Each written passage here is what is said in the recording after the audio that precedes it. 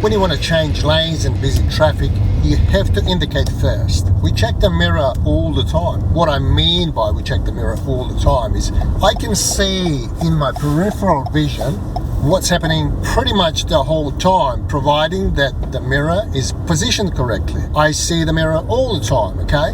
So I can see that there's a bus behind me right now without sort of looking at the mirror because it's right there. If I'm wiggling my finger next to my face, I don't have to look at it to know, to be aware of its presence. I don't have to do this to say, oh yeah, there's a car. I know it's there, so it's in my peripheral vision. Indicate to let other road users know what you intend to do, so we indicate our intention. The second thing is we pay closer attention to the mirror.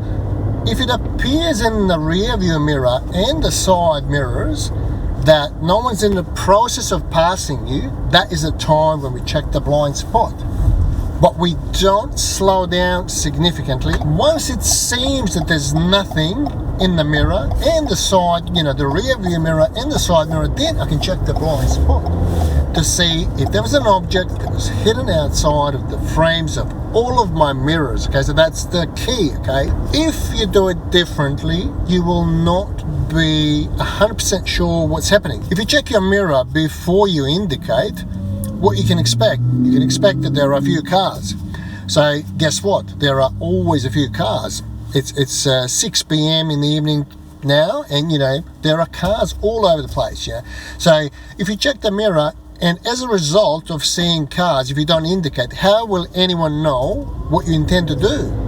No one's going to understand what your intentions are. So now I'm going to change back to the left lane. So I indicate, and now I pay closer attention to my mirror, and then I check the blind spot, and then I cross over. And I can even check the mirror again to see if anything changed. Another thing that I have to mention, which is really important, if an experienced driver is in the process of doing the checks, checking the mirror and indicating, and, doing the blind spot check and all of that, for some reason they slow down. Once you've indicated, check the mirror, pay closer attention, and then check the blind spot without slowing down too much, unless you've got a car that's in front of you that you're lining up behind. That way, you're going to maintain your flow. The only way of communicating with other road users is your indicators. No one will look at you and see if you're turning and checking your mirror.